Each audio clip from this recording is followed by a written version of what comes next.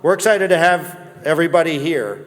Groundbreak and Procore and that focus, it's huge, and it's a pretty wide, say, aperture of things that are covered in this conference. I do say, with bias, of course, that I think pre-construction and the needs of pre-construction, those unique elements are vastly underrepresented in conferences like this. And so what we were trying to do today is have a lot of fun, have some drinks, have some food, but also really try to elevate the conversation around the importance of planning a project, the need for predictability, the need for flexibility. But by God, why can't we embrace a little bit more technology and bring that and the use of data and everything forward to make things many times more predictable, many times more effective, and fundamentally bringing people together in a much more collaborative environment and making the life of those who are involved in these endeavors a lot simpler and easier at the same time. To do that, we thought, hey, what better way, given that the audience, I think, coming to Procore is mostly general contractors, and have them leave this conference with a greater appreciation and maybe a mission to elevate things on the pre-construction end as they serve their customers. So we thought, who better than to have a panel of folks that both have walked in everybody's shoes as a contractor, builder, architect, but also now are developing and leading the developments of projects both here in Chicago as well as all over the country. So I want to have our panel here introduce themselves a little bit, but I also do know each of them personally through our collective careers.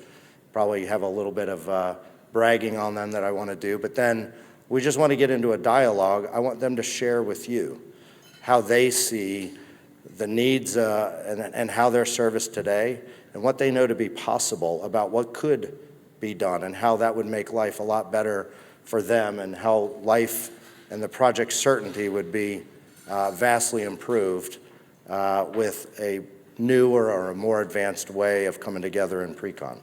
So with that said, Mike, would you start with brief introductions, then Martin, then Scott? Happy to. Hi, Mike Schnizlein. I am Vice President of Construction with Related Midwest.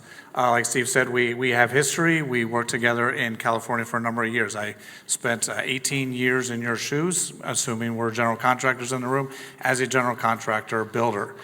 Came over to the dark side, light side, however you want to see it, to the owner group and sit in that role, leading construction operations inside our development team here at Related in Chicago. Martin Walsh, Vice President of Facilities Development for Sonic Automotive. I'm based in Charlotte, North Carolina. I've lived on the West Coast for a number of years, and I too worked with Steve for a short stint and became great fast friends. And I've worked both on the subcontractor, general contractor, and most recently now on the owner side over the last more years than I care to admit in this business. Hi, Scott Seyer. I am a principal designer with SCB Architects.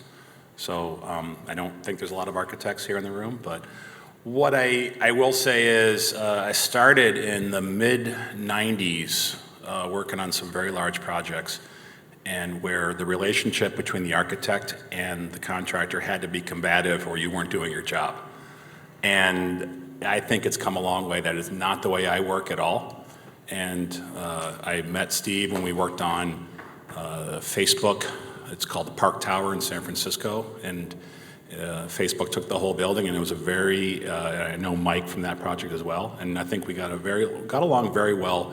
Challenging circumstances, but when you approach all challenges collaboratively, you get resolution. So that's how I've embraced it, and that's how I know a few of these people on the panel here and excited to talk about this topic. Yeah, so Scott brings that designer perspective because Scott is being quite humble. He's a trusted advisor to the developers that he's working with, and he oftentimes is involved in the job before the contractor. So the developer's turning to Scott for advice and counsel, and then as the general contractors come on, Scott was an incredible partner, bringing a lot of creativity, but a lot of partnership on the project. And I know it's gotten a little dark, but you can see the lights, and he is being humble. Scott's fingerprints are on a number of those beautiful office towers, all littered throughout both Chicago, San Francisco, and also internationally as well. Now, Martin is all over the country developing facilities and engaging with general contractors of all different sizes and all different markets. So Martin, on a weekly basis, sees a dizzying amount of projects that go really well, and some of them, can present unique challenges. But Martin, I know firsthand, is one that engages with his general contracting partners, the design partners. But Martin and I have also, over pints of beer, have, also talked about that fundamental lack of technology and data that could really make life a lot simpler for everybody. So, Martin was the perfect person to have on the panel to share this perspective. And then Mike has built and led many, many massive projects. Mike was actually involved in a number of the McCormick Place Convention Center projects that his former company, my former company, built over the years. So a very accomplished design builder.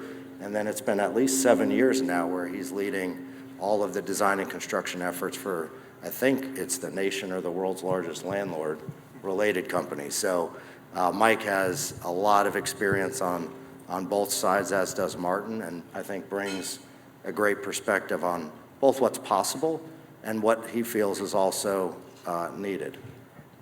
Did I do you guys any justice here? I hope so. Sounds good, Steve. Thank you. I think we're good.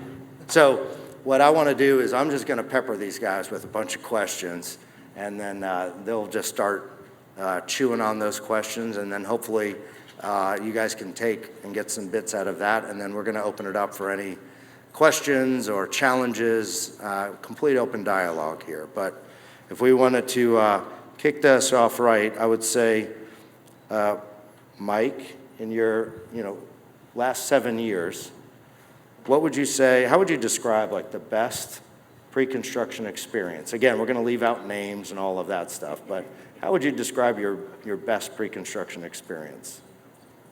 Well, Steve, you're giving me a little bit of pre-COVID, COVID years, and then the current climate we're in. So pre-construction has been a bit of a challenge as of late, but the best functioning pre-construction that we have and we strive for is really about people, right? It's about bringing together the right people and with the right alignment of goals and objectives. That's when we see the best success, where the design team is informed, the construction group is informed, and that, quite frankly, we, the owner, know what we want. We know what the outcome wants to look like, and we can communicate that. When those things work, right, with the right people that you can trust, get them in the same room, get them aligned.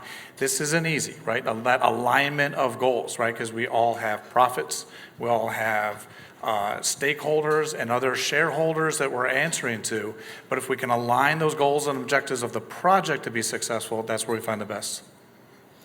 And Martin, in the years we've talked about this magic equation, and building on what Mike's talking about, it's talent plus some level of technology is really what that future equation of success is representing. So 100% agree on bringing the right people and aligning them at the personal level to the person, but you have a lot of opinions on how technology and just how we need to be improving the process in addition to having the right people at the table.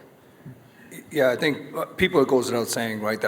I tell everybody, and just told Steve tonight again, my first filter on everything is people first, not firms, right? So it's as simple as, do I like you when you come to talk to me? And if, how you engage, the questions you ask, and how informed are you in my business? What do you know about my business? How my business works? But once you get past that and we start working together, one of the bigger challenges we see in pre-construction, and again, I work on probably 50 to 60 projects a year, and they from different sizes. Some are city blocks, some are just small little car dealerships. And the consistent thing is getting consistency in numbers and the speed at which we can get numbers. There's such a reliance today of general contractors, it doesn't seem they can move without a subcontractor giving them input. While in today's market, I understand that to somewhat, but just the lack of having a database with information that can be interpolated into quick early budgets when we're trying to make some early development decisions, when we engage even our best partners, you'd be amazed sometimes how long it can take just to get an informed number that can help us with our decision making, because without you, we can't make decisions, because the last thing we want to do, like Mike said, is not have you be at the party, so to speak, and then come and have this relationship where we're kind of trying to force a number on you, and then things just unravel between yourselves and the architect from there. So the whole technology scene and the speed at which estimates can get turned around and the accuracy of estimates early and not have them peppered with 30% contingencies, things like that, is just kind of astonishing that we're here today with as much technology, as in the world, with the AI onset. All of that is just amazing in our sector, kind of how really asleep we collectively are. It's amazing, really. It's a bit of an over-reliance on Excel and some of the, those are software, yet we refer to them as analog and archaic and, yesterday's stuff in comparison to other industries.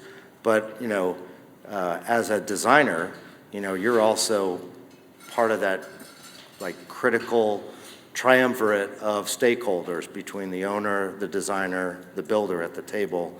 Communication and taking a lot of what might be kind of considered a foreign language. If the estimator's rattling off all these costs in an immense amount of detail, and you're the designer trying to design to a budget, what experiences do you have and how that's communicated and shared with you? And do you think things would be a lot better and easier for you to design and drive towards a successful outcome if things were shared with you, number one, and if they were shared with you in maybe a different way that would allow you to understand, what's in the budget and what the pre-construction team is thinking? I think the main issue is some transparency from the owner. So we always want to know, where are we going for a budget? I think roughly half the percentage so 50% of the hard costs are structure and curtain wall. Am I roughly there? I think curtain wall is a very big deal. So on towers. So we know it's a big number, and it's also the look of the whole building. So the shape may not change, but the curtain wall, the exterior, that's going to be a big influence on the cost. So we kind of need to know where the developer wants to be on cost, on budget. But then it really helps to have a qualified GC who knows the market, who knows the subs, who can be part of it and actually talk to us about, be in the conversation about what's important to us as architects and designers without being frivolous. It's not just that we're trying to be crazy and use this unique bronze. It's what are we trying to do with texture and how do we get a better number? But we're so early in the game, we don't know what the number really is. So having a GC who knows the right subs to go to, who knows the pricing, who also understands what's important to us is critical. 110 North Wacker was the last building I was involved in that was built just before the pandemic. And we didn't know what we were gonna do. Was it glass fins? Was it stainless steel fins? Was it anodized aluminum? We just didn't know. So the contractor had a series of Excel charts about all the alternates that we would have when we finally do go out to bid. And we kept those on the table for a solid 6 months because we weren't there yet with our drawings, but they were going to carry certain numbers until we went out to bid, which we all know the numbers will go better when it's for real and it's out to bid.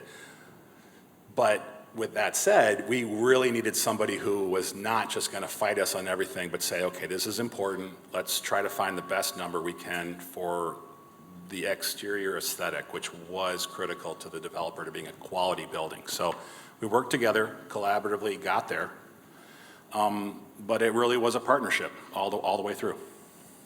I mean, what you're describing too is that ongoing. I mean, pre-construction is not just one transaction. It's not one singular event. It's a series of estimates. The design, it follows actually the design. The design's the driver that's progressing over time. It may be 3 months. It could be as long as 3 years. But the optionality you're describing to be able to react to whether it's market conditions or an adjustment in the pro forma, whatever the case may be. But you're describing charts in Excel, which I can tell you is extremely time consuming for the builder to be presenting that to you. So credit to them for. And confusing for a lot of us to read, too. Confusing, It's so. too many cells, it's too many. But the underlying value of a way of communicating to you to help you understand, appreciate, and be self-guided a little bit into thinking about what is affordable, what are the right price points. And having optionality, Martin and Mike, as you're trying to fine-tune that pro forma for market conditions, and you're starting way in advance of maybe appreciating what rents are or what your customer and your clients ultimately need to be successful. So having process, visualization, but also something that very succinctly gets to the bottom line of, hey, here's options A through Z, and any combination of those gets me here, gets me there, is one way to be, more proactive. And I think with a dose of technology also makes that rather easy, convenient with a lot of people I think what you're hours. describing, Steve, is what I would call as engagement, right? Being truly engaged and not just passing an estimate across and expecting myself on the owner side and the architect to decipher, what is $30 a square foot for a slab, whatever, you know what I mean? It's putting context to everything. What kind of finish are you going to put on the precast on the outside of the building?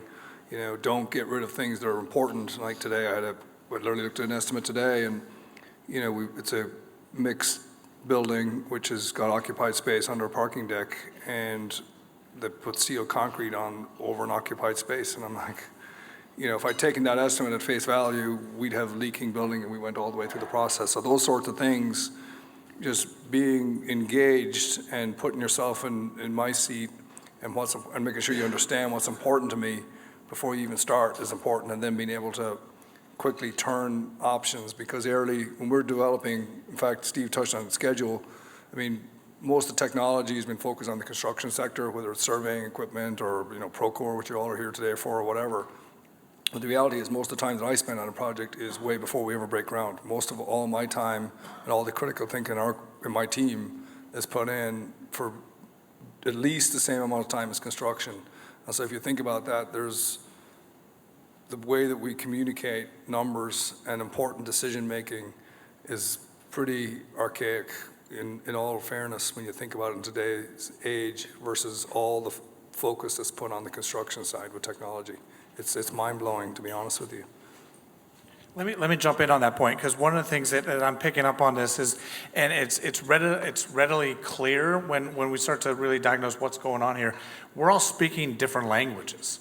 And we're like, the owner is off, like looking at performance and talking about yields and interest rates and equity stacks and how are we building a capital stack and permitting and approvals and PDs and tax credits, and they're so preoccupied with a completely different vocabulary of acronyms. And then on comes an estimate in dollars per square foot, dollars per vertical square foot, linear foot of this and linear foot of that, and like, no idea what this means. And how does that then get translated into the imagery, into what the designer can actually use? This is where, I think it's not lost on me, Steve. I think many of us have more technology in our cars that got us here than actually have in the tools that we use to build our buildings. So let's flip that. So what we're finding is very successful is how do we translate and get all that information? What we're finding very successful, and we're doing a lot of this, we take all of our data, we're mining our own data and taking photographs of all of our buildings, whether it's in New York, if it's in Chicago. This is the building, this in images, this is what it looks like, this is what it's made of, and this is what it cost, right? And then painstakingly cataloging all of that together. What you're right is, that's done in Excel, right? I would love to have somebody that could put it in a database, right? The tools are starting to exist, they're starting to emerge. But again, right, we're talking about just limited bandwidth of the people that are sitting here that can say, how do I investigate that tool? How do I find out what that tool is? How do I leverage that tool into my business so that I don't have to do all that internally?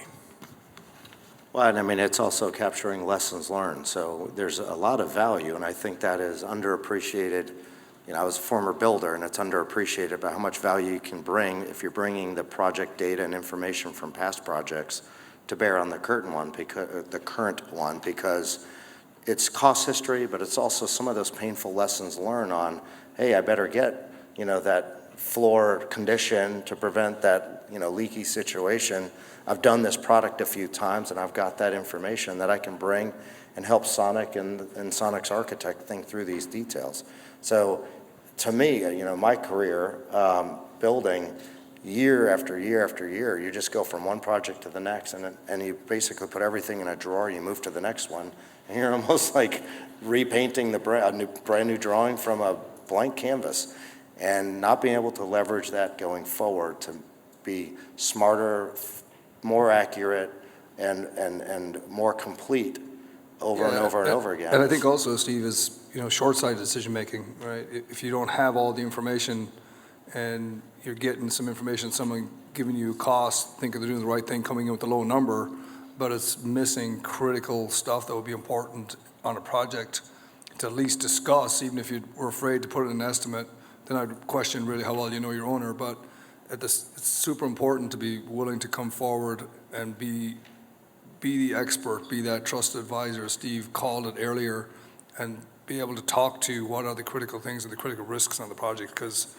there's no point for you getting into a deal and then having to scrap your way through it, because at the end of the day, if a problem happens with the building as a general contractor, it's your insurance that's going to suffer. So it's much better to have that critical thinking early and be that proactive thinker and come in with that sort of vibe, if you will. And I learned that word yesterday from my daughter. So I guess I had a bad vibe. But, you need to kind of come in with that, you're really here, you understand the product, you understand where the risks, the pitfalls are, you understand what's important to the architect. Because, there's a huge element to that, and so having the ability to quickly do that. And then one thing, I don't know if Mike does this, I'm sure he does, when I get numbers sometimes, I'm like, okay, well, we can't afford that, so what can we do is the next question. And so that's when you guys really have the hard work, because it's one thing to put the first standing still estimate together, but it's a whole other thing. Then I say, well, what if we did this? What if we did that? What if I get rid of a floor? What if I do this? And the speed to being able to do that in Excel is just brutal. I've done it myself. And so that's where I think, just opening people's minds to a better software, I think, is the way to go for the speed at which we're looking to do things. Because again, let's face it, the talent level, we talked about people earlier, but the talent levels in our business is getting smaller, right? There's less and less people doing this because it's not cool anymore. And then, there's more and more work being asked upon us. The projects are getting more and more complex. The systems within projects are getting more and more complex. So the need is there to really, engage a software and invest and put the same investment into pre-con, because that's really where you can, we've all these processes in our construction, we've all done them, whether they call them project manager reports, and we're managing profit and all that. But the best way you can manage your profit is in pre-construction, by setting the deal up properly.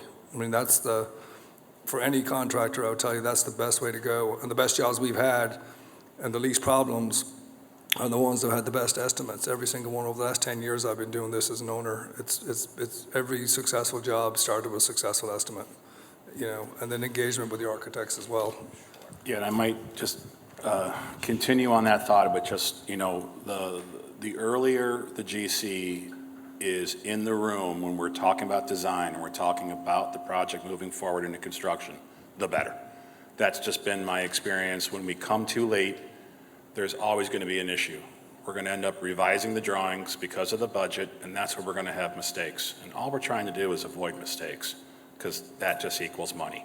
So if we're in the same room at the same page early on and they understand what's important, that I just love the collaboration rather than the combativeness that was historically between architects and contractors.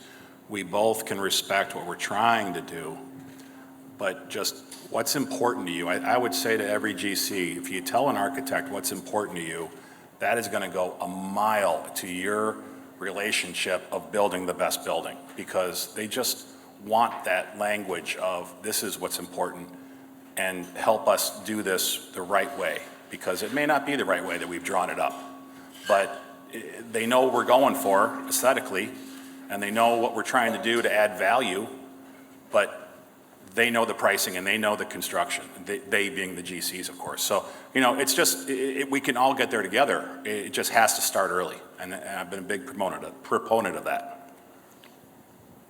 Well, I mean, one thing that we have seen, and we'll kind of conclude on, this topic or theme is, in my career, so whatever, 2.5 decades, there's been a massive shift in the recognition, as Scott has pointed out, as Mike and Martin have pointed out, is having that contractor in early, i.e.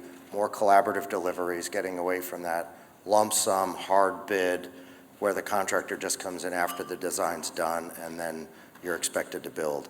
But with that, I think people have learned how to come together, they're recognizing the value, but really to be able to do it on a more sophisticated scale, to be able to capture the true value of that collaboration, I think is where the industry does need to keep up. And Mike, I liked your analogy about there's more technology in the car than what we're building, hundreds of millions of dollars in contract value. And we have some friends here from Tesla, and I was talking to them, and I was just like, the beauty of Tesla was they literally just in a completely revamp of the automobile eliminated 60% of the moving parts, to where now your car can pretty much be maintained for the most part, except for tires and brake pads, by a simple, update while you sleep over Wi-Fi. I mean, it's brilliant.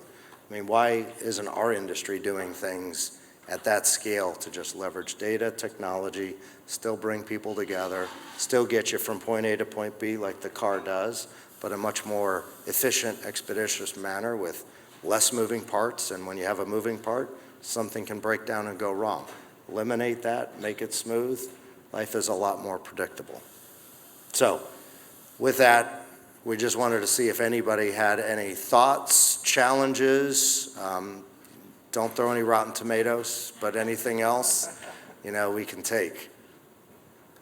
I'm going to pick on my friend Gary. Gary represents a lender's perspective. So there's a person that invests money and expects the developer to make sure that the project comes in successful, et cetera. So Gary, any thoughts? Thank you. I'm glad I raised my hand too. So when the architect talks about texture, what does the contractor know about texture? When you come up, Martin, with a 70% contingency to lender, I'm going to ask you, do you know what you're building? Mike had it right. He's got pictures. He's got photos. He's got different data points that he gets to the contractors and says, this is what I want you to build. This is what I think it's going to cost me. Give me your estimates. You give him concrete evidence to the GC to understand what he wants. Martin, you have to communicate a little bit. I'm sorry. I'm sorry. Communicate back to the contractor on what he expects you to have and what your expectations are. Texture, that's kind of hard to understand, but you got it right. Visually. But you got it right in that getting the contractor in there early to understand what that means is exactly what the contractor needs. Those are my points. Those are just my comments. If I may add on that, though, because you kind of touched on it. Okay, so Tesla is building everything, but they're building it in one specific place, and they're selling it everywhere. We are buying it from different places, or you're buying it, the contractor. How do you know what it costs? I mean, the curtain wall in Charlotte is going to cost different than curtain wall in New York. And as architects, we don't know this. We just know that we want something that adds, we can't have an all-glass tower, and we can't have, we need to have some texture. We want to do something nice, but tell us. I mean, having that knowledge is important, but you got to have it on a national scale. You got to have it on a local scale. Yeah, but I think that just points to, data, and this conversation isn't just about data, but that exact example, I mean, that data exists, but guess what? It's not really data. It's just locked up in trillions of spreadsheets in everybody's C drive across not just the US, but the world. So it exists. And so how do we as an industry really move forward to where that data can be brought in a much more organized, structured fashion, in the right context, presented in a way that you can understand better looking graphs than what you get out of Excel. Martin's getting a lot of upfront, more proactive certainty out of the partners that he's bringing to the table, and Mike as well, and he bringing all of the other data that he's collecting as a developer and a property land owner, can also define what their standards are and communicate that more effectively, like if it's a catalog, if you will. Right, and I'll add to it, right, that the real tricky translation then becomes, how do we take that data, which will come, and we will get there, there's no question about it, we kind of have to get that data from contractor, and how do we translate what is the texture cost, and how does it actually change my rent? Right, that's the next level thinking. That's where we're all really synergy, right? That this facade will cost this, and it will improve my rent, or it's making a better building for the skyline. The other challenge, I mean, it's a world's full of challenges. You've got different municipalities with different building codes. They influence the cost. Can I go glassy in this market? Can I not go glassy in that market? And it's understanding from a contractor's perspective, getting a facade, getting rebar, getting structural steel to different markets is a different challenge. But having that information available to give to developers so we can make informed decision, that's where the trick is. Yeah, I think also though, you know, the easy thing sometimes is to pick on the glass or pick on the glittery part of the building. You know, I had a job in Houston, you know, it was a city block, you know, Porsche building, and, you know, we went through that little dance where, well, you can't have this or that. I said, hang on a second, let's talk about your foundation costs, let's talk about your superstructure costs, why are they so expensive?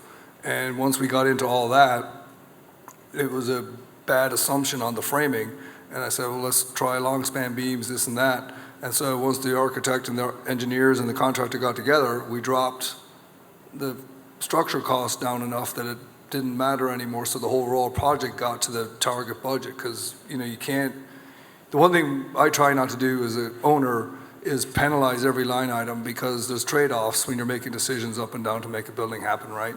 And so that's, I guess, the thing that I'm looking for. You know, and even when we issue our standards, because we have our design standards and all that good stuff too, the one thing then that'll come back to, well, your standard said this, so we didn't price that, even though in Southern California, in the San Andreas Fault location, you need to have way more foundations, or something, you know what I mean? So there's pros and cons to giving too much information versus trying to get the right teamwork back, you know, because sometimes that can feel overpowering, so there's no right answer to that part. But I think looking at the entire building, look at the HVAC systems. Today, HVAC is out of control, the costs. And so is there a better mousetrap?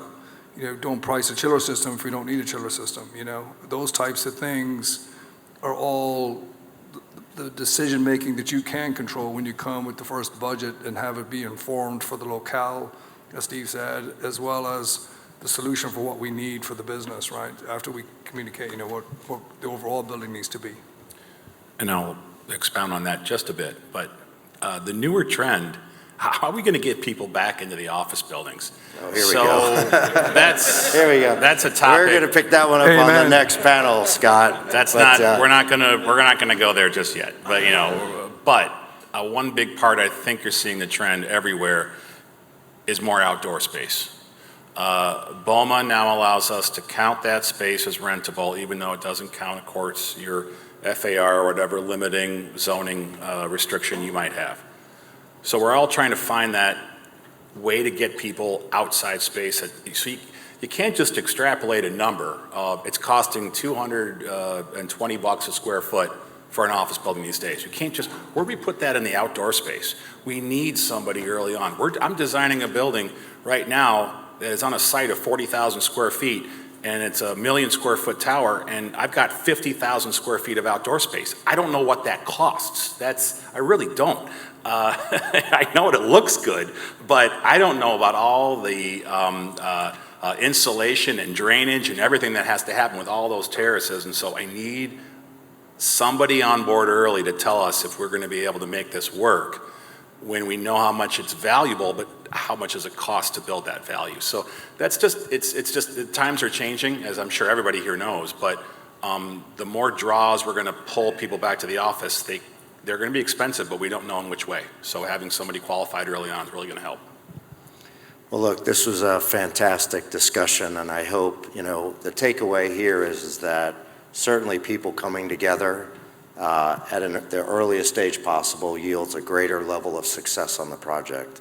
And I think what we're also hearing is the expectation and the need by the developers who we as builders work for, as well as who we partner with on the design side, are also in want of something more sophisticated to provide a greater degree of certainty, enhanced communication, because the world is clipping along at a much faster pace every day. And we have to do a better job of not just keeping up, but we have a lot of catching up to do in the first place. So this was a healthy discussion. I appreciate the contributions from the group here. And I really want to express my gratitude of, Martin came in from Charlotte, North Carolina to be a part of this today. And Scott and Mike, fortunately being local here in Chicago, us all coming together and really talking through this and opening up the thinking and being able to represent this to us so we kind of know what, the expectations are and what also the opportunity is. Because I think if you get this right, clearly Mike and Martin and others are going to be wanting you on their job if you're bringing something really great to the table that's taking care of a lot of what they're talking about. So appreciate everybody making time to spend with us this evening, and we have plenty of drinks and food and everything, so we'll look forward to talking more, and I think that's a wrap. Thank you, guys. Thanks, everybody. Thank you.